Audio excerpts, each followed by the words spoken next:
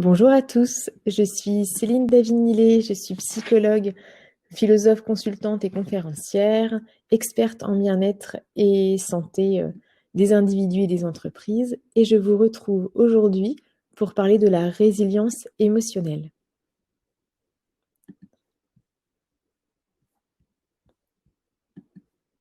Alors, je ferme ma petite fenêtre. Eh bien, c'est parti. Alors, nous allons aborder aujourd'hui la résilience émotionnelle et nous allons commencer par parler des émotions. Alors, qu'est-ce qu'une émotion? Une émotion, du latin ex movere, signifie un mouvement vers l'extérieur. Finalement, cela signifie extérioriser. C'est une réponse naturelle de l'organisme à un stimulus interne ou externe. Alors, stimulus interne, ce peut être une pensée, un souvenir qui va générer une émotion, ou un stimulus externe, ce peut être la vue d'un objet, d'une situation, d'une personne qui va générer une émotion. Typiquement, pour une personne qui aurait peur d'un chien, la vue d'un chien va générer de la peur. L'émotion est un déclencheur qui permet de passer à l'action. C'est parce qu'on a une émotion, par exemple la peur, qu'on va pouvoir soit prendre nos jambes à notre cou et fuir, soit au contraire combattre. Et donc nos émotions sont une alerte sur le niveau de satisfaction d'un besoin. Elle nous informe sur nos besoins actuels. Finalement, les émotions nous servent à nous adapter à une situation. Alors, plusieurs types d'émotions. Il y a la colère, la peur, la tristesse, la honte, la culpabilité, l'anxiété, le stress, la frustration, la joie, la déprime. Toutes ces émotions, enfin les émotions principales, il en existe plusieurs dizaines que je n'ai pas à recenser, mais sont autant d'émotions que l'on peut vivre au quotidien. Alors, quand on parle d'émotion, on parle souvent d'une fonction. À quoi ça sert l'émotion? Donc, pour qu'il y ait une émotion, il faut qu'il y ait un déclencheur. On l'a vu. Le déclencheur sera le stimulus. Donc, si le stimulus informe d'un danger, l'émotion associée sera la peur. Et le besoin, ce qui est sous-jacent à cette émotion, sera le besoin de protection. Si le déclencheur, cette fois-ci, nous informe sur de la frustration, nous génère de la frustration, l'émotion associée à cette frustration sera la colère. Et le besoin sous-jacent à cette besoin de reprendre le contrôle sur la situation, peut-être même sur notre vie en général. Et si le déclencheur est un succès, une situation synonyme de succès, l'émotion associée sera la joie et le besoin sous-jacent à cette joie sera celui de donner du sens. Je ne l'ai pas précisé en tout début de webinaire, mais sachez que si vous avez des questions, vous pouvez tout au long de cette conférence les noter dans le chat et nous les regarderons et lirons régulièrement après chaque partie. Donc n'hésitez pas à intervenir, poser vos questions ou tout simplement donner un commentaire ou un avis. Alors, quelle est la place des émotions au travail? Donc les émotions, finalement, elles sont partout. On les retrouve partout au travail, partout dans la vie privée, et au travail particulièrement, on les retrouve dans la prise de décision. Quand on doit faire un choix, prendre une décision, les émotions nous gouvernent, elles sont là. Dans nos relations intrapersonnelles, interpersonnelles, professionnelles et personnelles, familiales, nos émotions sont présentes encore une fois. Que ce soit avec nos pairs, nos collègues, que ce soit avec notre N+1, notre hiérarchie ou des clients, les émotions sont là. Dans notre façon de communiquer, nos émotions sont également présentes. Dans la gestion des conflits, dans la créativité et l'innovation. On sait que par exemple la tristesse peut être vecteur de créativité et que la joie peut entraîner un désir d'innovation. La négociation, les émotions sont présentes dans la prise de recul, dans la concentration. Finalement, elles sont omniprésentes, les émotions. Et les émotions, qu'elles soient négatives ou positives, elles influencent l'état d'esprit et la dynamique du lieu de travail. C'est ce que Barsad, en 2002, a appelé la contagion émotionnelle. On n'a pas conscience, mais entre nous, dans un service, si une personne ressent de la colère ou de la tristesse, indirectement, elle va influer sur ses collègues. Et si nous sommes plusieurs à ressentir de la colère, eh bien la colère va devenir un mode de fonctionnement d'un service, ce qui peut générer des conflits. Si c'est la tristesse, qui est caractéristique d'une personne ou de plusieurs personnes par effet de contamination, par effet domino, eh bien, on aura plutôt un service avec des émotions proches de la déprime, finalement. Si au contraire, une personne ou plusieurs personnes est vecteur, eh bien, la joie va être représentative de ce service. Donc finalement, il est intéressant d'avoir conscience que nos émotions, on les gouverne, c'est ce qu'on va voir, et surtout qu'on les partage, on les propage, plus exactement. Alors, les émotions, notre capacité émotionnelle, on peut agir en 4 étapes. La première étape, quand on est face à un stimulus, que ce soit un stimulus interne ou externe, il nous faut identifier. Qu'est-ce qu'on ressent? Quelle est cette émotion que je ressens? La nommer. Est-ce que c'est de la colère? Est-ce que c'est de la peur? Est-ce que c'est de la tristesse? De la culpabilité, de la joie, etc. Une fois que l'on a nommé notre émotion, il est intéressant de pouvoir l'exprimer. On l'a vu tout à l'heure, une émotion, sa fonction première est d'être exprimée. Elle se doit d'être extériorisée, de sortir de soi. Donc, il faut l'exprimer. Il y a plusieurs façons d'exprimer une émotion. On peut l'exprimer verbalement en disant à quelqu'un, là je me sens en colère, là je me sens énervé, là je me sens triste. Le fait de poser des mots, de pouvoir le dire, est déjà une forme d'expression. On peut également dessiner sa colère, la peindre, pour ceux qui sont plus artistiques, la sculpter. On peut écouter de la musique et ressentir cette émotion et l'exprimer en un sens. On peut également aller courir, par exemple, faire une activité physique pour extérioriser cette colère. Finalement, les moyens de l'extérioriser sont nombreux. Ensuite, de la comprendre. Quelle est sa fonction? Pourquoi elle intervient maintenant? Pourquoi elle intervient dans cette situation?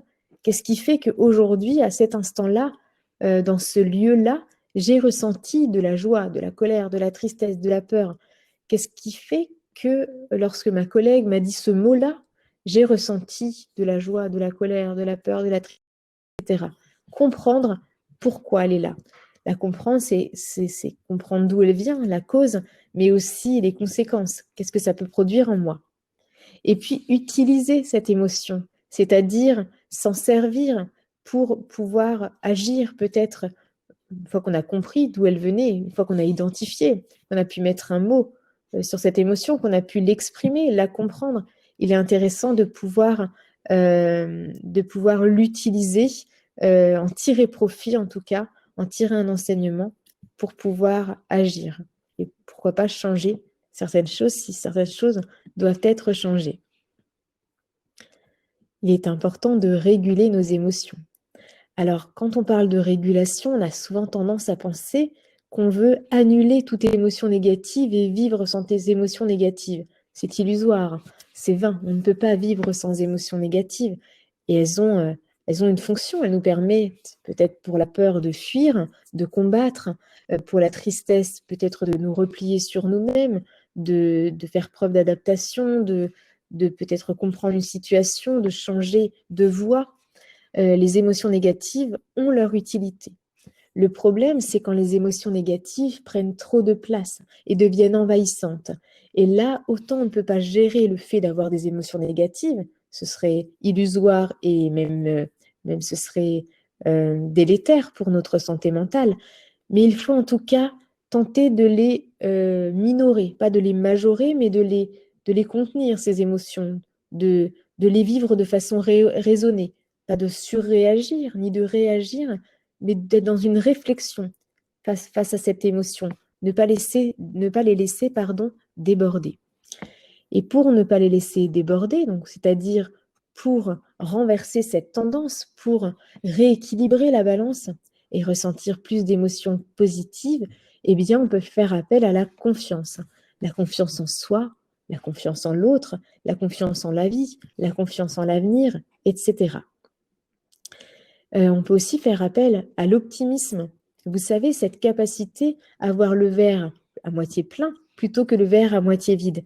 Eh bien, quand on ressent une émotion négative, quand on est face à une situation générant des émotions négatives, on va se demander qu'est-ce qu'il y a d'avantageux dans cette situation. On sait que dans chaque situation, quelle qu'elle soit, une situation par définition est neutre, c'est nous qui la chargeons d'émotions, mais une situation, c'est un fait, elle est objectivement neutre. Euh, Derrière chaque situation, il y a des inconvénients et des avantages. Parfois plus d'avantages que d'inconvénients, parfois plus d'inconvénients que d'avantages. Toujours est-il qu'il y a pour chaque situation des avantages et des inconvénients. Il va s'agir de se dire, dans cette situation précisément, qui a généré des émotions négatives, quels sont les avantages, même s'il n'y en a qu'un, essayez de le lister, essayez objectivement, en tout cas de faire appel à votre capacité de raisonner et de poser les choses et de vous dire, finalement, mes émotions m'amènent à voir la situation de façon négative et de n'y trouver que des inconvénients, mais si je prends de la hauteur, si j'introspecte tout ça, je me rends compte que la situation est neutre et je peux y voir des avantages. Même s'il y a un seul avantage, vous êtes déjà dans l'optimisme et dans la capacité à voir ce qu'on appelle le verre à moitié plein et de se concentrer sur les émotions positives sous-jacentes aux avantages de la situation.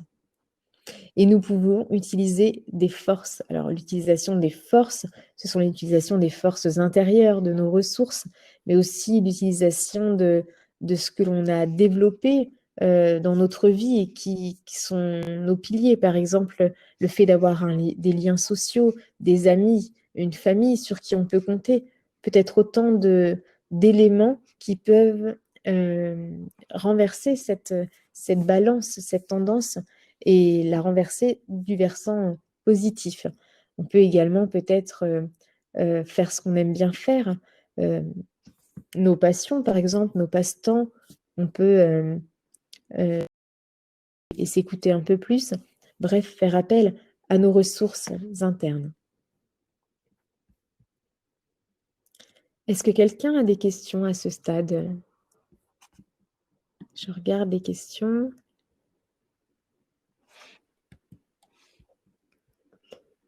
Alors,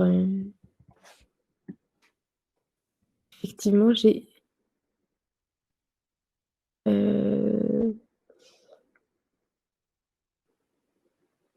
une question. Donc, je vais répondre aux questions après chaque partie. Donc là, j'ai une question de Jean-Marc qui demande « Je dois animer une formation, chose que je fais rarement. Comment s'y préparer afin d'éviter de trop stresser ?» Donc, merci Jean-Marc pour votre question. Le conseil que je pourrais vous donner, c'est de bien préparer votre formation. Plus vous l'aurez préparé et plus vous aurez le sentiment de maîtriser, de contrôler ce qui se passe, et en l'occurrence, l'animation de cette formation. Donc déjà, c'est une première chose. Plus on va la préparer, plus on aura ce sentiment de contrôler et plus on aura confiance en soi, en tout cas en sa capacité à l'animer, puisqu'on maîtrise le sujet. Et puis peut-être, pour gérer ce stress, je peux vous proposer de la méditation en pleine conscience. La méditation en pleine conscience est une méditation laïque. On sait aujourd'hui que les études scientifiques ont montré qu'elle permettait de diminuer grandement le stress, l'anxiété et de favoriser la sérénité, le calme, la tranquillité. Donc, peut-être que la méditation pourrait effectivement vous y aider. J'espère avoir répondu à votre question, Jean-Marc. Béatrice demande « Comment exprimer ses émotions au travail quand la culture de l'entreprise ne l'autorise pas ?» Effectivement, c'est une question très pertinente.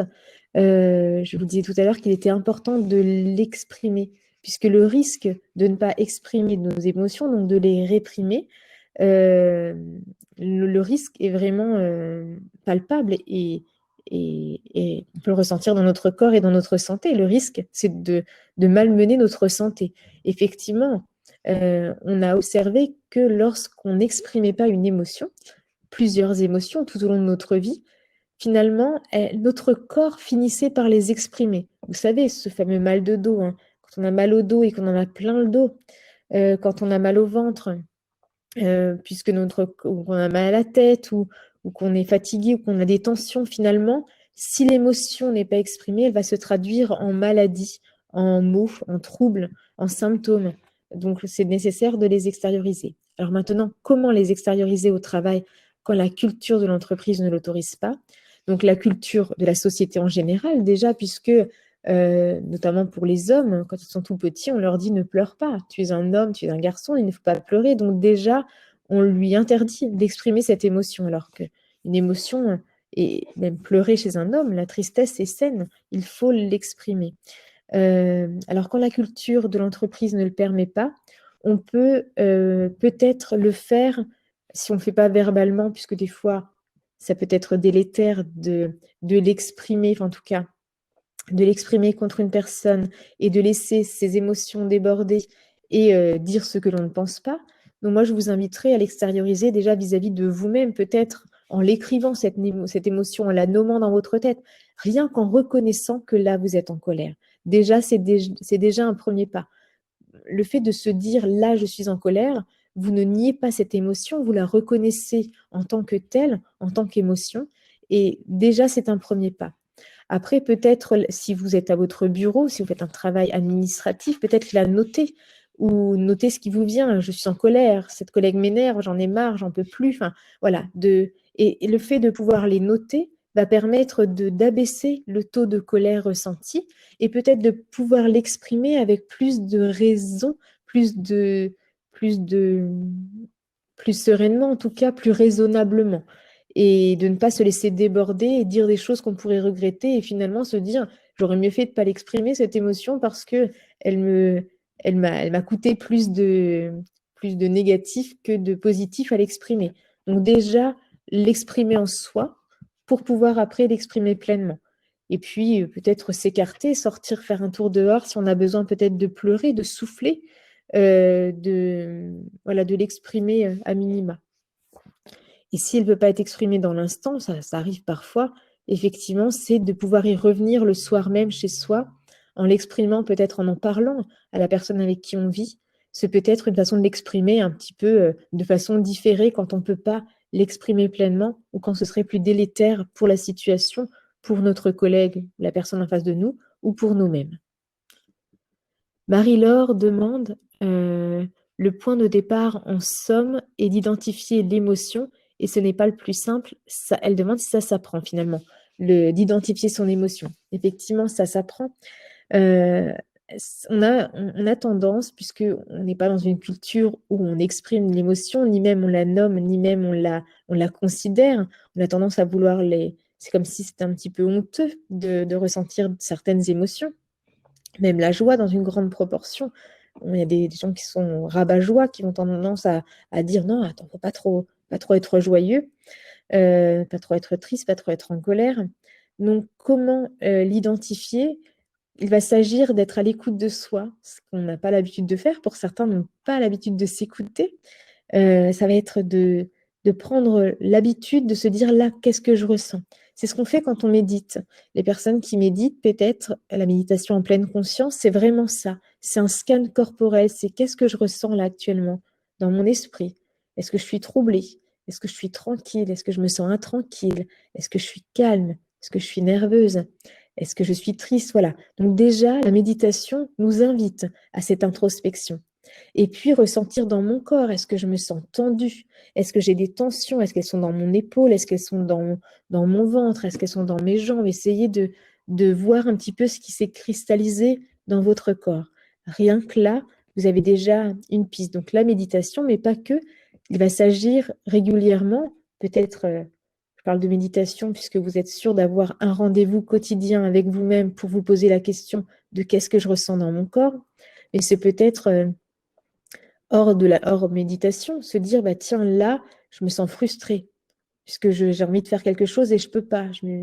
j'ai envie d'aller courir, mais je ne peux pas puisque je dois m'occuper de mon enfant ou je dois rendre service à cet ami, etc. Ou aller faire des courses ou boucler un travail que je n'ai pas pu boucler. Donc, vous voyez, essayez d'identifier les émotions, elles sont omniprésentes. Donc, c'est rare qu'on ressente aucune émotion. Ça arrive, hein. Finalement, c'est assez neutre. Mais souvent, quand même, on va osciller entre un peu de joie, un peu de tristesse, un peu de colère, un peu de rancœur, un peu tout ça. Donc, essayez de régulièrement vous interroger, prendre l'habitude de vous écouter et de vous interroger pour savoir qu'est-ce que je ressens là. Et puis, essayez d'aller à la quête. Voilà, est-ce qu'on a tendance à s'arrêter sur les grandes émotions, les émotions fondamentales, les plus connues, mais aller chercher les nuances. Voilà, on peut être en colère, mais c'est pas juste de la colère, c'est de la rancœur. Mais c'est pas juste de la colère, c'est de la frustration, c'est de l'irritabilité. Enfin, essayez d'aller un peu creuser. Vous allez voir, c'est passionnant que d'essayer de trouver de la nuance et de mieux se comprendre finalement. La colère, c'est un petit peu, c'est un peu une catégorie d'émotions. Mais qu'est-ce qu'il y a derrière cette colère? Quelles sont les nuances que je ressens? La tristesse, c'est pas comme la déprime. La peur, c'est pas le stress, c'est pas l'angoisse, c'est pas l'anxiété. Donc, essayez d'aller un peu comprendre tout ça, quitte à utiliser un dictionnaire pour définir aussi qu'est-ce que la frustration.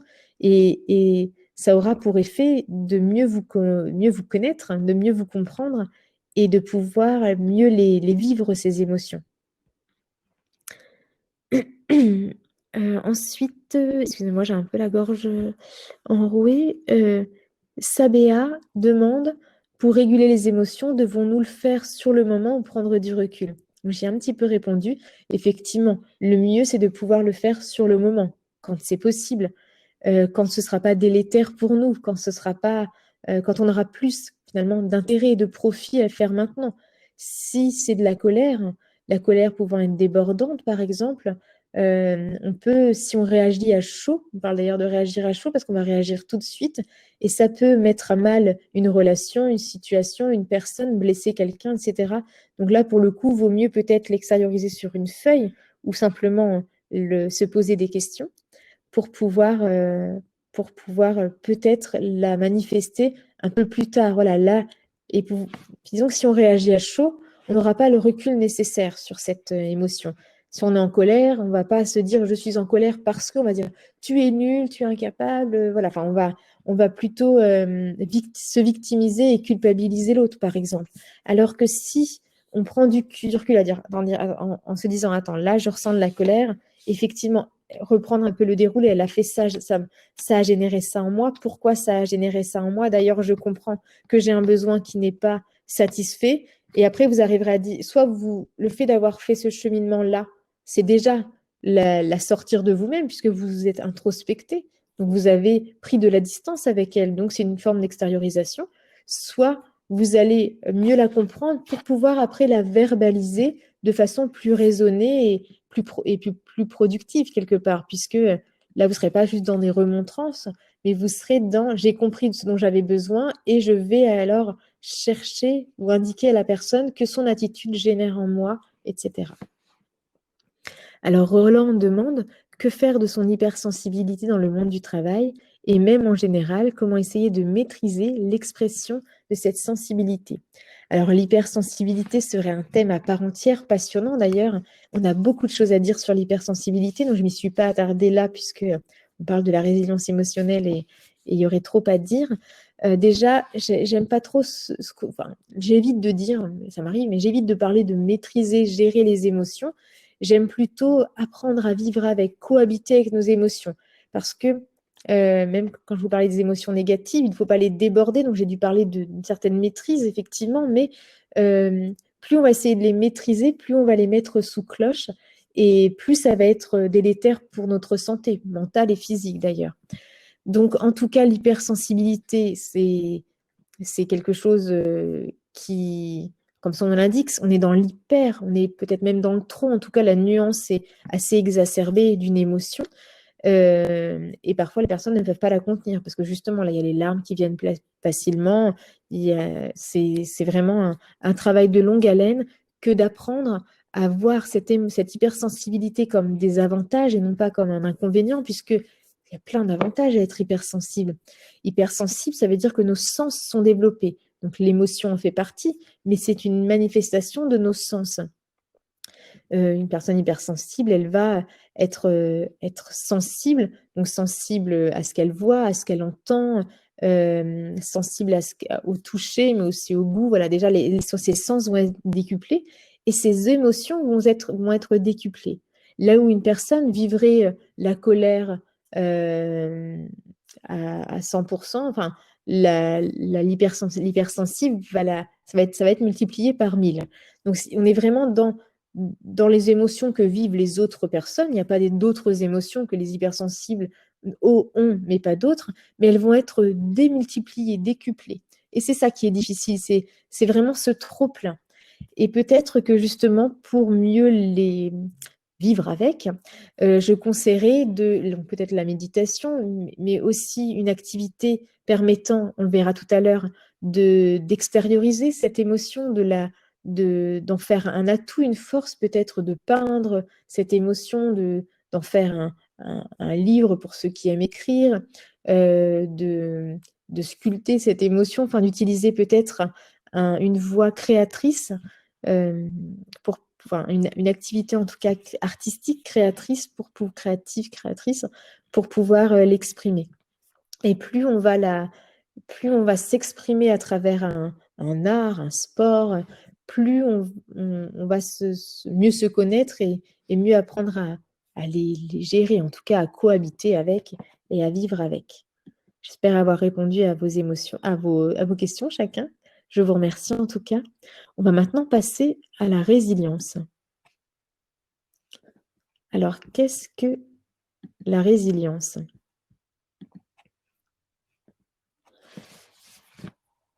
Alors, on parle de résilience. Donc, étymologiquement, le mot résilience a été utilisé en métallurgie puisqu'il désignait la capacité d'un morceau de métal à reprendre sa forme initiale après avoir subi une déformation ou un choc. Et donc, par extension, on l'a transposé aux individus et c'est devenu la capacité d'un individu ou d'un système à absorber une perturbation, à se réorganiser et à continuer de fonctionner, soit de la même manière qu'avant, soit d'une autre façon, plus adaptée. En fait, c'est la capacité pour un sujet confronté à des épreuves de mettre en jeu des mécanismes adaptatifs, une adaptation, lui permettant non seulement de faire face, on parle de stratégie de coping, mais aussi de rebondir en tirant un certain profit d'un tel effondrement. Pour être plus précise, Boris Cyrulnik, qui a initié le concept de résilience en France, puisqu'il est neuropsychiatre français. Ce concept de résilience existait aux États-Unis, mais lui, il l'a instigé en France. Et il l'explique, il l'exprime, il le définit comme un processus de reprise d'un nouveau développement après une agonie psychique, c'est-à-dire après une épreuve ou un traumatisme. J'aime bien cette définition puisqu'on voit trois choses dans cette définition. On voit qu'il faut une épreuve, un traumatisme pour qu'il y ait résilience. On voit qu'il faut qu'il y ait une agonie psychique. Agonie psychique, on peut comprendre un effondrement, toucher le fond psychologiquement. Et puis, il y a cette notion de nouveau développement, de transformation. On a déjà des pistes de réponse là. Et il explique qu'il y a des personnes traumatisées par la guerre et d'autres qui ne le sont pas. Donc, la résilience, elle est un peu, cette capacité de résilience, elle est un peu inégale. Il y a des personnes qui vont être très touchées, d'autres pas du tout. Ça, c'est propre à chacun. Et que certaines personnes peuvent être traumatisées pour des causes qui peuvent sembler anodines, comme des réflexions verbales. Peut-être qu'enfant, quelqu'un de votre famille, un représentant légal, quelqu'un de votre éducation ou un camarade vous a dit un jour un mot, une phrase qui résonne encore aujourd'hui. Tu es nul, tu es gros, tu es maigre, enfin peu importe. Et aujourd'hui, ça résonne encore dans votre esprit. Là, on peut parler de traumatisme au sens large du terme, puisque des années plus tard, ce n'est pas réglé, cette situation, ce n'est pas guéri, et vous êtes encore, elle vous affecte encore. Donc, et ça, c'est peut-être donc voilà, anodin. On peut parler de choses bien plus importantes, comme une guerre, qui pour autant ne va pas traumatiser tout le monde, et une réflexion qui va peut-être ne pas toucher 70% de la population, mais va toucher 30%, par exemple.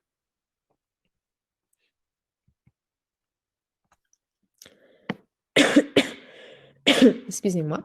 Donc, pour qu'il y ait résilience, dans la résilience, il y a 3 étapes. Donc, quand on est face à une situation, face à une épreuve, la première des réactions, et c'est humain, c'est de lutter. Donc, soit dans le déni, ça veut dire je refuse de voir, enfin, je ne veux pas voir ce qui se passe. Soit le refus, j'ai conscience de ce qui se passe, mais je ne suis pas d'accord avec ça. Soit la colère, la tristesse ou l'évitement, la fuite en avant. Et en fait, si on reste dans cette première phase, on va avoir tendance à se victimiser. Pourquoi moi? La vie est injuste, etc. Donc là, c'est pas productif. En tout cas, à ce stade-là, on ne peut pas avancer. La deuxième étape, et là, on commence déjà à être dans la résilience, c'est l'adaptation. Alors, autant l'être humain est fait est un peu réfractaire au changement, autant sa capacité à s'adapter est caractéristique de l'être humain. On est fait pour nous adapter. Il n'y a qu'à penser au premier confinement où la plupart des personnes ont du mal au début à accepter la situation et finalement, elles sont finies par s'adapter. Et aujourd'hui, certaines personnes ont du mal à revenir en présentiel parce qu'elles ont trouvé un équilibre, elles se sont adaptées. On s'adapte finalement très vite à une situation. C'est ce qu'on appelle la stratégie de coping. Il s'agit ici de trouver un sens à ce qui nous arrive. Ok, c'est désagréable. On peut parler des choses vraiment difficiles, hein. La résilience, elle existe pour des choses dramatiques, pour des choses plus anodines, comme on vient de le voir. Et c'est de se dire, ok, c'est arrivé. Comment je peux en tirer profit? Et là, on rentre dans la troisième étape qui est la transformation, donc le remaniement psychique.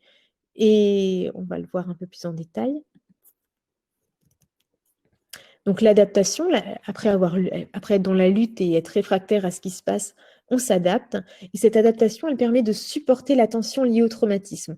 Tant qu'on est dans la lutte, déjà on s'épuise parce qu'on lutte, et en plus, on est dans un côté victimisant. On ne peut pas bouger quand on est victime. Si on se victimise, il n'y a pas de force motrice à la victimisation. On ne va pas avoir envie d'agir. L'adaptation nous permet de faire face à une situation bien précise au quotidien. Quand on s'adapte, finalement, on peut faire face. Et on est déjà dans le premier temps de la résilience. Et la reconstruction ou la transformation, c'est ce qui nous permet de conférer un sens à ce qui vient de se passer. Ok, j'ai vécu ça. C'est difficile. Je pense à une maladie, une personne qui est atteinte d'une maladie, au début, elle va lutter, ou elle va être dans le déni, ou dans la colère, pourquoi ça m'arrive à moi, ou dans la tristesse, oh mon Dieu, je vais mourir. Et en fait, il va s'agir, après avoir trouvé des ressources pour s'adapter, d'y trouver un sens. Pourquoi ça m'arrive là dans ma vie? Quel est le symbole, le signe? Qu'est-ce que je dois en tirer de tout ça? Donc, activer le processus de mentalisation, ne pas être uniquement dans l'émotionnel, au secours, mon Dieu, qu'est-ce qui se passe, mais pourquoi ça m'arrive à moi? Plutôt pas dans le sens je me victimise, pourquoi ça m'arrive à moi, mais pourquoi ça m'arrive dans ma vie, là, à cet instant précis? Qu'est-ce que je peux en tirer comme bénéfice? Alors bien évidemment, hein, quand les premiers mois d'une annonce comme ça, aux premières semaines, premiers mois, la personne n'est pas là-dedans, dans ce processus de mentalisation. Il faut parfois plusieurs mois ou plusieurs années pour en arriver à dire, je comprends maintenant pourquoi j'ai vécu ça, et grâce à ça, j'ai pris conscience que la vie est trop courte pour se faire trop de soucis, que je faisais un travail que je n'aimais pas, que je passais trop de temps à faire des choses qui ne me passionnaient pas, alors que je pourrais prendre soin de moi ou de ma famille, etc. En général, il y a toujours une leçon, un enseignement. Donc, tirer un enseignement, une leçon de la situation, prendre conscience de la force motrice qui va nous pousser à agir et de notre puissance de vivre, ce qu'appelle Spinoza le conatus.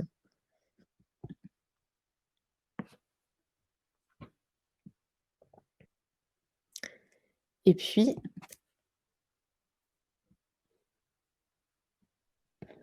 la slide a du mal à passer, je suis désolée.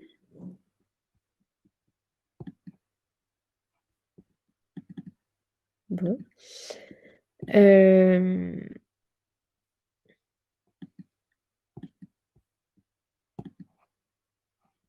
Voilà.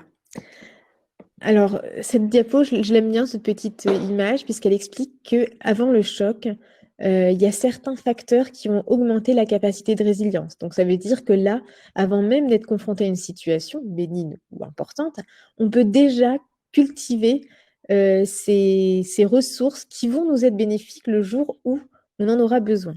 Donc, on a le fait de disposer d'attachements sécures, de liens affectifs forts et sécurisants. On a le fait d'être habitué à résoudre des problèmes, par exemple, avoir cette capacité à trouver des solutions, les avantages dans chaque situation, avoir confiance en soi et en sa capacité de rebondir. La confiance en soi, il faut la travailler avant d'être confronté à quelque chose. C'est quelque chose de fondamental dans la vie, je trouve, au même titre que de savoir qui on est, avoir confiance en soi. Savoir prendre de la distance par rapport aux événements, effectivement. Donc ça veut dire cette capacité d'introspection dont je parlais tout à l'heure, et le fait de penser aux autres et faire preuve d'empathie. Effectivement, l'empathie, on le verra tout à l'heure, est quelque chose de fondamental. Quand l'épreuve survient, la personne s'enfonce en général dans un état d'hébétude, de déni, se réfugie dans le rêve. Elle a besoin d'être entourée, d'être sécurisée, elle doit s'exprimer par la parole ou en tout cas tout autre moyen de communication, hein, même l'art, moyen non verbal, mais par le corps, par le dessin, par le sport, etc. Elle peut donner du sens en partageant son expérience, peut-être en étant un peu un modèle, en disant moi ça m'est arrivé et voilà ce que j'ai mis en place. Et puis pour parvenir finalement à changer, pour parvenir à devenir une autre personne, à se transformer. Elle réapprend à vivre autrement. Donc là, on le voit, au début, elle était lambda et après, voilà, peut-être qu'elle a découvert une autre façon de vivre, c'est-à-dire ne plus perdre du temps, avoir des relations sociales et affectives plus denses, multiplier les expériences. En tout cas, pour travailler avec des personnes qui ont vécu des épreuves, ce qui ressort à chaque fois, c'est que a posteriori, elles sont capables de dire grâce à ça, grâce à cette maladie, grâce à cet accident, grâce à cet événement, à ce licenciement, etc., grâce au Covid, j'ai pu réaliser que. Donc, c'est cette force-là que je souhaite mettre en avant aujourd'hui. On en a fini pour la résilience. On va passer à la troisième partie qui est la résilience émotionnelle. Est-ce qu'il y a des questions?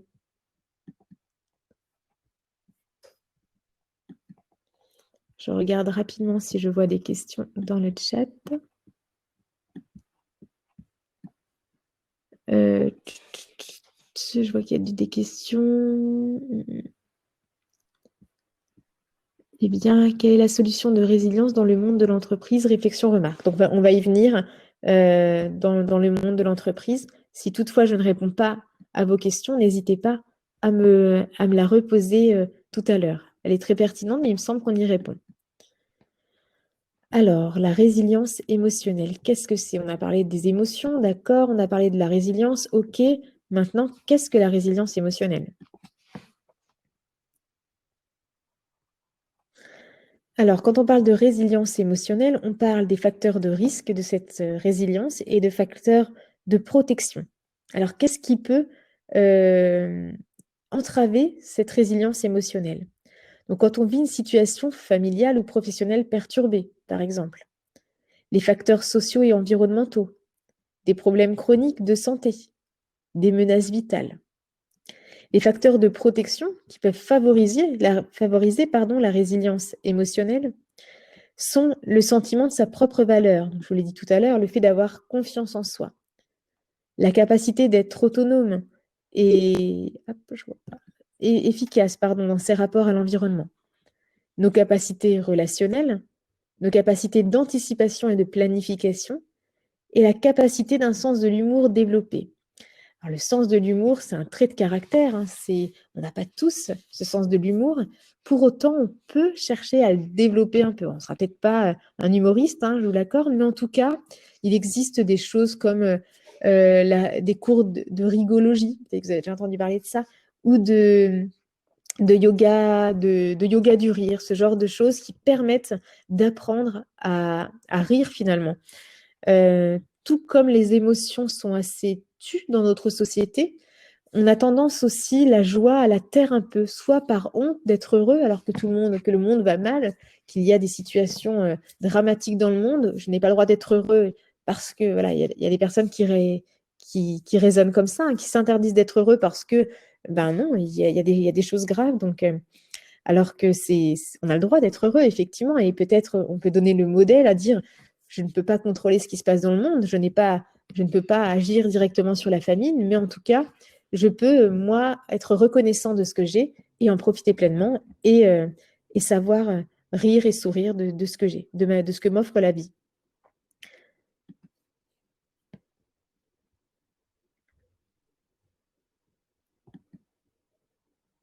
Alors, la résilience émotionnelle, pour la définir, c'est la capacité, après avoir ressenti des émotions négatives et désagréables, de revenir à notre état de neutralité émotionnelle, notre équilibre de base. On l'a vu tout à l'heure, cette balance, hein. Il va s'agir, quand on a des émotions négatives, de penser au positif pour rééquilibrer et retrouver notre état neutre, ce qu'on appelle l'homéostasie. Donc, comment passer de l'impression de subir nos émotions au pouvoir sur nos vies émotionnelles? Eh bien, on a parfois l'impression que nos émotions sont plus fortes que nous et parfois elles peuvent être vraiment très fortes.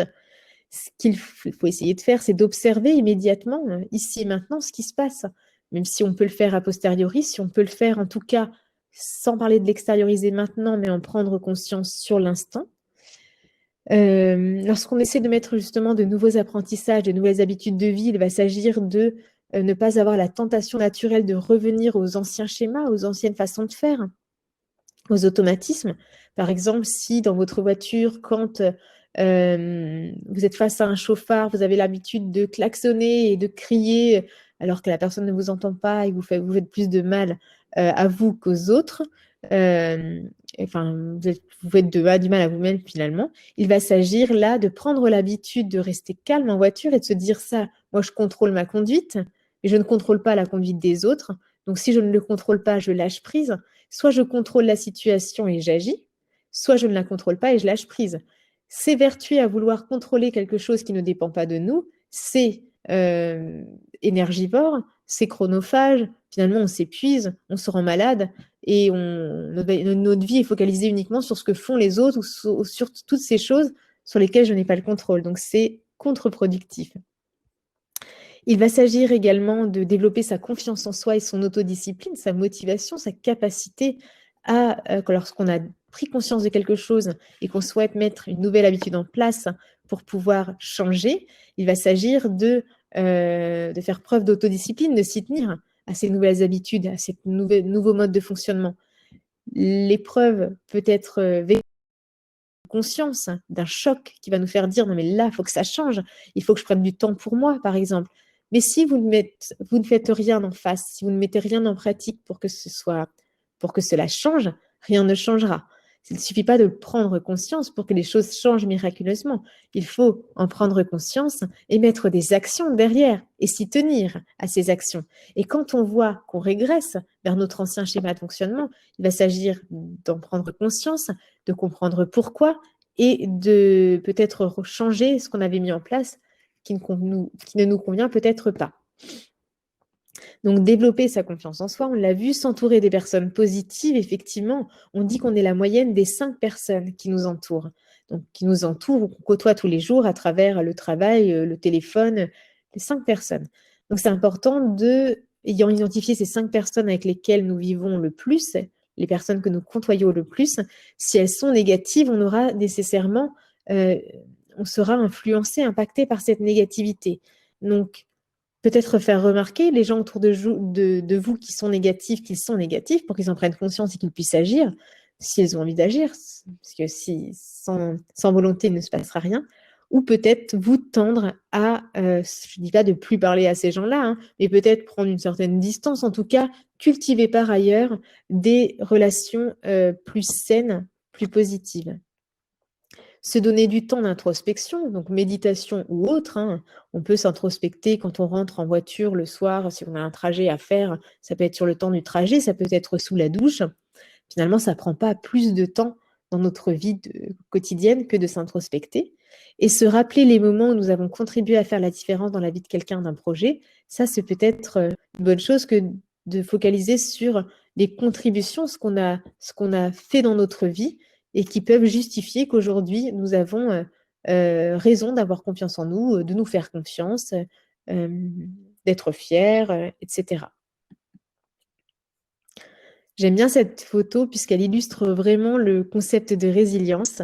C'est vraiment cette puissance de vivre, même quand tout nous pousse à bout, quand tout nous, voilà, quand on touche le fond, eh bien se dire qu'on a des ressources insoupçonnées pour continuer à grandir, à nous évoluer, à nous transformer et à vivre. Alors, comment développer sa résilience émotionnelle au quotidien? Donc, se poser, prendre le temps, d'être juste là, de ne rien faire, de ne pas être tenté d'allumer la télé et de regarder Netflix, de ne pas être tenté d'aller sur notre téléphone et de scroller les réseaux sociaux. Juste là, se poser, être avec soi-même et ne rien faire. Prendre de la hauteur sur les situations plutôt que de les vivre de l'intérieur. Prendre de la hauteur pour se regarder comme si on était au-dessus de soi et qu'on se regardait agir. Être à son écoute, s'écouter. Notre corps, notre esprit, s'il se manifeste, c'est pour une bonne raison. Si on ne l'écoute pas, il refrappera avec plus de vigueur, plus de force, pardon. On dit souvent que si on n'écoute pas quand notre corps murmure, quand notre esprit, notre corps murmure, eh bien, il sera obligé de frapper fort pour se faire entendre. Donc, écoutons notre corps murmurer tant que ce sont que des murmures, avant que ça fasse trop mal, quoi. La bienveillance envers soi, envers les autres, effectivement, quand on est bienveillant, ça fait du bien à soi et aux autres. L'autorégulation, on l'a vu tout à l'heure, hein, les avantages plutôt que les inconvénients, et le verre à moitié plein, l'optimisme plutôt que le verre à moitié vide. Prendre soin de soi. Effectivement, prendre soin de soi. Je dis souvent à mes patients, qui est la personne la plus importante pour vous? Et souvent, ils me répondent, bah, c'est mon conjoint, mes enfants, ma femme, etc. Et je leur dis que non, la personne la plus importante pour vous, c'est vous. Si vous allez mal, les gens que vous aimez, qui vous aiment, iront mal. Et si vous ne prenez pas soin de vous, qui le fera? Finalement, on est tous responsables de soi. Personne va pouvoir prendre soin de vous, de votre santé, que vous-même. Personne n'est responsable de ce que vous allez ingurgiter, de ce que vous choisissez de manger. Si vous mangez équilibré ou pas équilibré, personne ne le fera à votre place. Prendre soin de vous. Personne ne prendra ce temps pour vous que vous ne vous donnez pas. Donc, c'est bien à vous d'être responsable de vous-même, de votre santé et de votre bien-être en général. Mobilisez vos ressources. On a tous des ressources internes, de la force, du courage, parfois très enfouies, parfois ensevelies sous un manque de confiance et d'estime de soi, mais il va s'agir d'aller les chercher, ces ressources en soi. Développer un état d'esprit positif, donc c'est se voir ce verre à moitié plein, hein. Ça ne sera pas du jour au lendemain en claquant des doigts, mais c'est quelque chose qu'on apprend à faire et finalement, ça devient un mode de vie, une hygiène de vie, un fonctionnement que de voir, d'entrevoir à chaque fois le positif et de développer cet état positif. Et on peut utiliser des outils de gestion du stress qu'on verra juste après, un peu plus tard. Alors, j'explique que cultiver des émotions positives, on n'agit pas uniquement sur les émotions. On l'a vu tout à l'heure, pour qu'il y ait une émotion, il faut qu'il y ait un stimulus, que ce stimulus soit interne, nos pensées, un souvenir, externe, une situation. Tout passera de toute façon par la pensée. Si vous voyez un chien, l'émotion est générée parce qu'il y a une pensée. La pensée de il va m'attaquer, je suis en insécurité, etc. Finalement, la première des choses sur lesquelles on doit agir, plus que vouloir maîtriser ses pensées, c'est maîtriser, plus que de vouloir maîtriser ses émotions, pardon, ce sera de maîtriser ses pensées. Maîtriser ses pensées, ça va être favoriser les pensées positives, diminuer les pensées négatives, switcher les pensées négatives en pensées positives, les renverser, les transformer. Ça demande un travail, vraiment. Quand j'ai commencé à le faire il y a 10 ans, j'avais plus de pensées négatives que positives et il m'a fallu un effort pour changer ces émotions, ces pensées. Parfois même, j'oubliais, mais j'étais tellement habituée à avoir des pensées négatives que j'oubliais que j'étais en train de générer des pensées négatives. Il m'a fallu les repérer et les modifier. Et en les switchant, en les inversant, parfois ça m'a demandé un effort de me dire, mais c'est quoi l'équivalent positif? Non, il n'y a pas d'équivalent positif. Là, je vois que cette situation me paraissait inextricable et négative. Je voyais le verre à moitié vide. Il m'a fallu du coup un effort de le faire constamment, constamment, constamment pour que ça devienne une façon d'être maintenant, une façon de faire, un mode de vie. J'ai incarné cette façon de faire en fait, mais ça m'a demandé des années. Ça m'a pas demandé 10 ans, hein, mais ça m'a bien demandé, je pense, 5 ans, hein, et ça m'arrive encore aujourd'hui de devoir me reprendre, effectivement. Mais enfin, c'est le bien-être que l'on ressent au quotidien quand on arrive à gérer ses pensées est considérable puisque vos pensées vont agir sur vos émotions. Si vos pensées sont négatives, vous allez avoir des émotions négatives, vos attitudes et vos comportements seront négatifs et les choix que vous ferez, les décisions que vous prendrez seront négatifs eux aussi. Alors que si vos pensées sont positives, si vous avez foi en vous, si vous êtes confiant en vous et en l'avenir, vos émotions iront en ce sens, de la joie, de la sérénité, un sentiment de sécurité. À partir de là, vos attitudes, vos comportements seront plus positifs et vos choix, vos décisions le seront aussi. Je prends souvent cet exemple d'un sportif de haut niveau, deux sportifs de haut niveau qui ont le même âge, la même condition physique, le même entraîneur, tout pareil. Il y en a un qui va se dire, je me suis bien entraîné, c'est sûr, je vais gagner. Je peux que gagner, je me suis bien entraîné. Et il y en a un qui va se dire, ben, je me suis bien entraîné, mais je suis fatigué aujourd'hui, et puis l'autre me paraît quand même mieux entraîné. À votre avis, lequel des deux gagnera la course, si c'est une course? Eh bien, ce sera celui qui est persuadé qu'il va y arriver, puisqu'il va générer des pensées positives qui vont agir sur ses émotions, qui vont agir sur son comportement, à savoir ses capacités à courir, et les choix et les décisions qu'il prendra pendant cette course.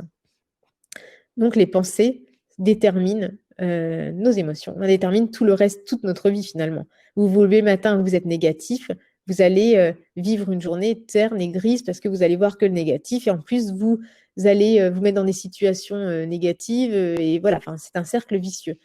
Alors que si vous commencez la journée avec des pensées positives, vous allez engendrer un cercle vertueux, avoir des émotions positives qui vont peut-être tendre à faire de belles rencontres ou de vous ouvrir à de belles opportunités et faire des choix et des décisions qui vous ouvriront à d'autres opportunités également. Alors, et concrètement, qu'est-ce que je peux faire concrètement pour favoriser cette résilience émotionnelle, pour être mieux au quotidien? Alors, la méditation quotidienne, donc la méditation de pleine conscience, qui est une méditation laïque et qui est juste, je dis ça juste, puisque c'est pas si compliqué, en tout cas en théorie, en pratique, ça demande de l'expérience, du temps, mais il s'agit simplement d'être là, de fermer les yeux ou pas, hein, même on peut le faire le soir avant de se coucher allongé, ça prend pas de temps. Il va s'agir de se déconnecter de tout ce qu'on est en train de faire et de se focaliser, se concentrer sur notre respiration et sur ce qu'on ressent à l'intérieur de nous. C'est juste ça. Avoir un moment où on est là, avec soi, pleinement là, au présent. On n'est pas dans le passé, sur ce que j'ai oublié de faire, sur ce que j'aurais dû faire, etc. On n'est pas dans l'avenir, sur ce qu'il me reste à faire, sur cette liste longue qui s'allonge. On est là, pleinement présent à cet instant, avec soi et en soi. L'écriture, une activité créatrice, donc l'écriture, parce qu'effectivement, pour ceux qui aiment écrire, parce qu'encore faut-il aimer écrire, mais quand on ressent une émotion négative, de la colère ou de la tristesse, ou quand c'est envers quelqu'un ou envers quelque chose, et c'est souvent le cas, ça peut être intéressant d'écrire hein, sans filtre ce qu'on ressent.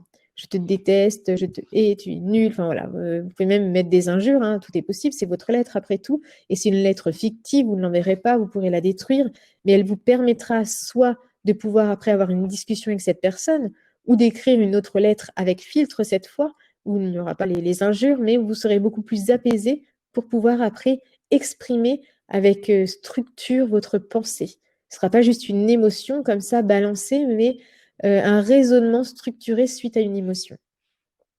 Activité créatrice, de la musique, la sculpture, enfin, tout ce que vous aimez faire finalement, la peinture, tout ce qui régénère un peu, qui demande un peu de créativité, la cuisine aussi, la cuisine, le jardinage, effectivement, voilà, toutes ces choses-là. Une activité physique, le yoga, pourquoi pas, aller courir, faire de la randonnée, du foot, taper dans un ballon, de la boxe, du tennis, enfin, tout est possible. Aller marcher aussi, la marche rapide, la marche nordique, pourquoi pas. Une activité physique peut permettre d'extérioriser en tout cas, ce trop-plein de tensions, d'émotions. Communiquer, créer du lien social, même en confinement, on a de fabuleux moyens de communication qui nous permettent d'écrire, d'appeler, de se voir, de communiquer en visio. Alors, saisissez ces opportunités pour créer du lien, pour communiquer, pour vous sentir appartenir à un groupe, appartenir à une famille, appartenir à un cercle d'amis. Pourquoi pas consulter un psy pour entreprendre un travail personnel sur soi si on sent qu'il y a des choses dont on n'arrive pas à, voilà, à prendre conscience soi-même, hein. On a tous besoin, je pense, je suis psy, donc forcément, je plaide pour ma paroisse, pour ma paroisse, pour ma cause, mais je pense qu'on a tous, à un moment donné dans notre vie, besoin de voir quelqu'un, peut-être qui nous permettra de voir des choses dont on n'a pas conscience et qui nécessitent une altérité que seul on ne pourrait pas résoudre. La gratitude. La gratitude, c'est un exercice de psychologie positive qui consiste à noter ou se dire mentalement, noter, parce que le fait de noter permet de passer de notre esprit, passer par le bras et l'écriture. Voilà, ça a vraiment un cerveau, ça permet un circuit neuronal et physique qui va ancrer ce qu'on va écrire dans le temps. D'écrire chaque soir 3 choses au moins qui vous est arrivé de positif aujourd'hui pour lesquelles vous êtes reconnaissant.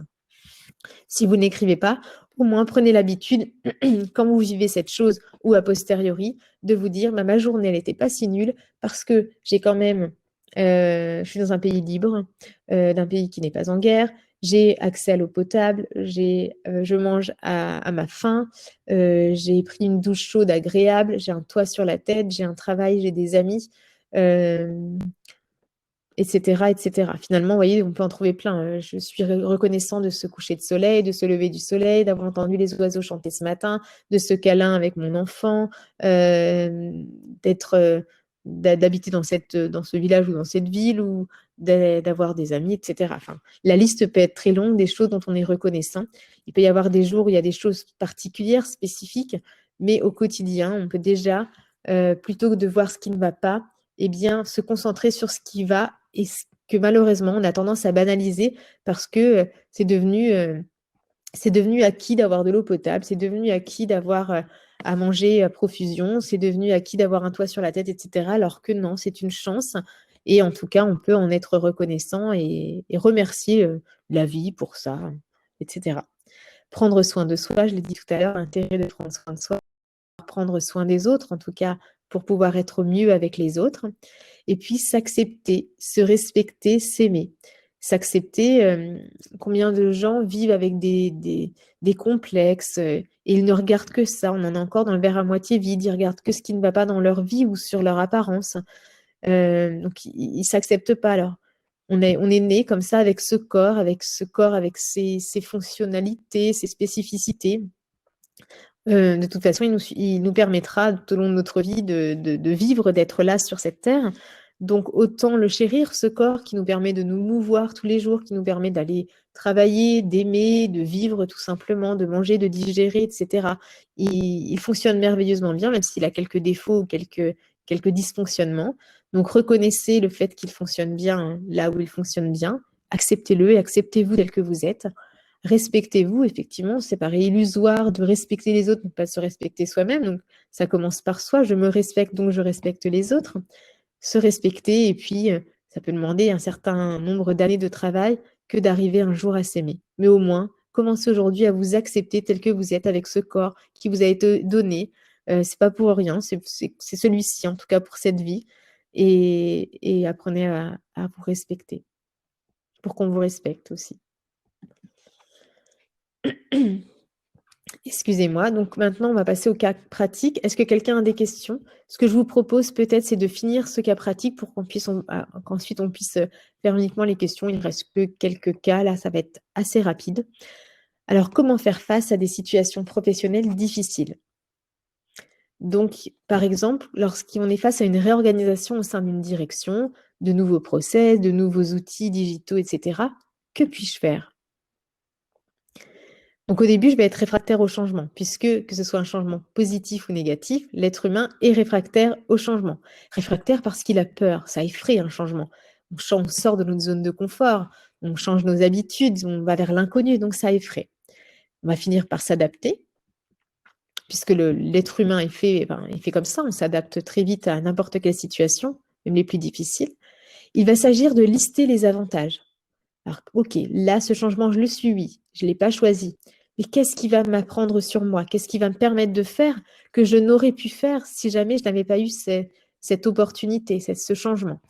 Aller chercher des informations lorsqu'on est face à une restructuration, à des changements.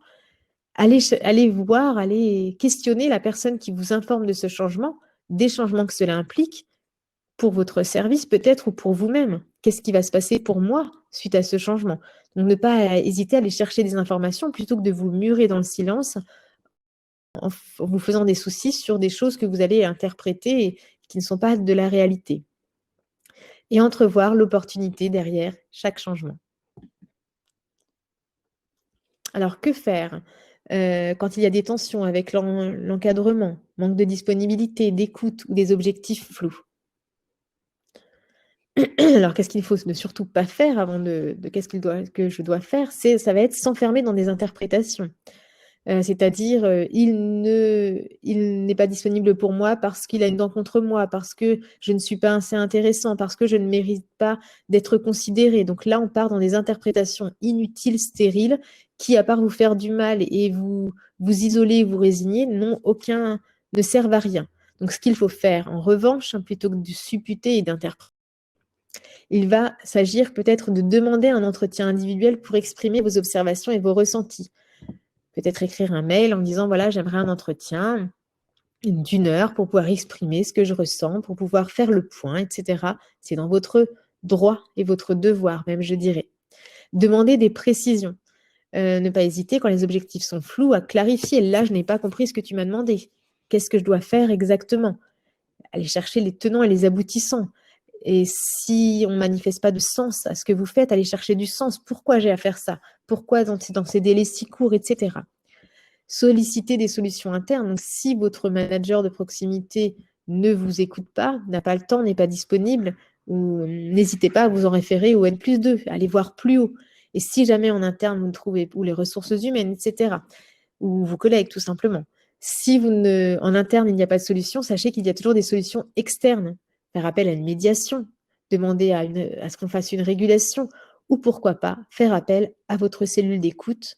On le verra plus tard, mais vous avez une cellule d'écoute pour vous, dédiée à tous les membres de votre entreprise, donc n'hésitez pas à les solliciter. Ils sont disponibles H24 et 7 jours sur 7. Pardon. Donc, que faire dans la gestion de dossiers avec décès, dans l'accompagnement administratif et logistique de la famille? Et que faire quand il y a des conflits, des tensions accrues avec les clients, surtout depuis la crise sanitaire, quand il y a des sujets liés à la perte d'emploi, d'argent ou de logement? Eh bien, faire preuve de neutralité bienveillante. Neutralité parce que pas trop d'investissement de votre part, de votre personne, et de la bienveillance. Donc finalement, c'est je suis là et je m'implique pas trop non plus. Je fais ce que j'ai à faire uniquement, je m'en tiens à ma fiche de poste finalement.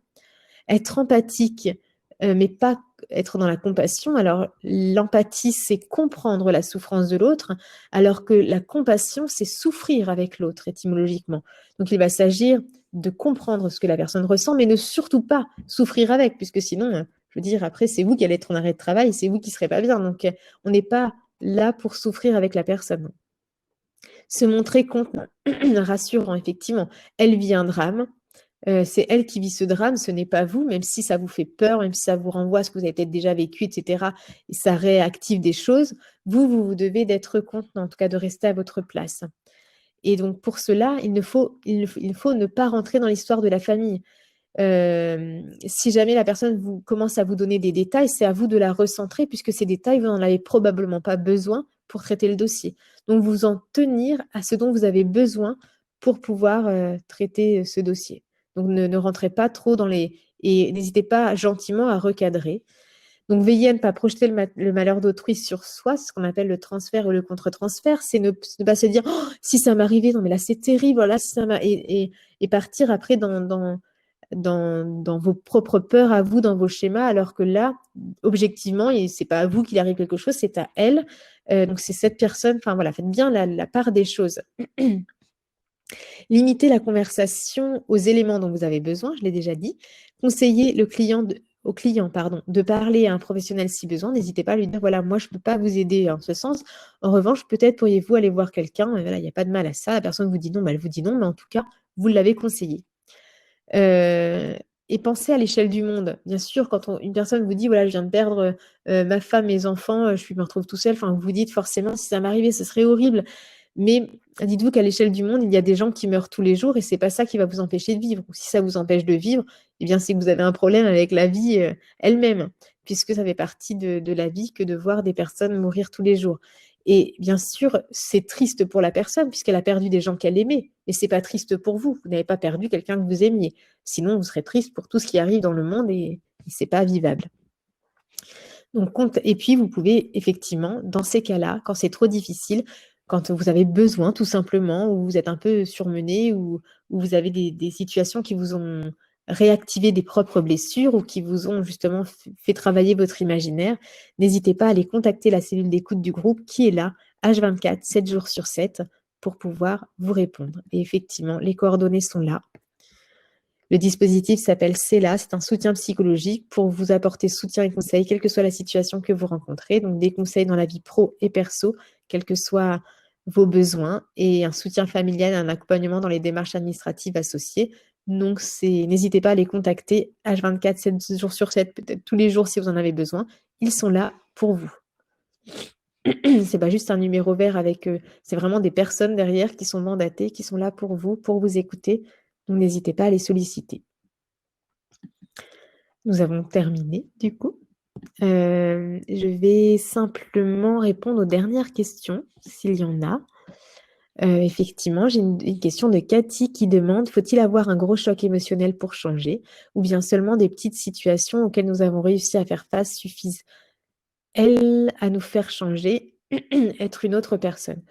Effectivement, je pense que le changement, pour une personne qui s'écoute, qui est sensible, vigilante à ça, des petites situations, enfin, chaque situation sera propice à se remettre en question, en tout cas à redéfinir le tableau de sa vie. Alors, il ne faut pas faire ça tout le temps, hein, sinon après on ne s'en sort plus, mais en tout cas à se dire, voilà, pourquoi il m'est arrivé ça, comment je peux m'améliorer, comment je peux être plus heureuse, comment je peux mieux vivre, etc. Donc, il va s'agir de réfléchir, de penser, de se questionner sur une situation. Et les personnes qui ont cet état d'esprit-là n'ont pas besoin d'un gros choc pour pouvoir changer. Mais les personnes qui vivent dans le déni un peu de notre finitude, qui ne se posent pas trop de questions sur le sens de la vie, qui vivent et qui, sans se poser de questions quelque part, parfois il leur faudra un gros choc pour qu'elles puissent se remettre en question. Mais une personne qui se remet déjà en question, effectivement, qui est sensible à ça, des petites situations, minimes, même infimes, vont suffire, une phrase, un mot, voilà, pour se remettre en question, se poser les bonnes questions. Béatrice demande comment le processus de résilience émotionnelle peut aider les personnes qui souffrent d'un manque d'estime d'eux-mêmes. Donc effectivement, tout le monde, on l'a vu, hein, les processus qui favorisent les facteurs de résilience. Et effectivement, ce qui ressort souvent, en tout cas les études qui ont été faites par Boris Cyrulnik, il explique que les personnes qui ont souffert d'une carence affective dans leur enfance sont les personnes qui auront moins cette capacité de résilience. Ça ne veut pas dire qu'ils n'en sont pas capables, mais ça demandera un effort. Mais ils sont capables. Il y a une étude qui a été faite sur des orphelins qui montre que finalement, 30% d'entre eux avaient réussi à être résilients malgré ça. Donc c'est possible, mais ce sera plus difficile.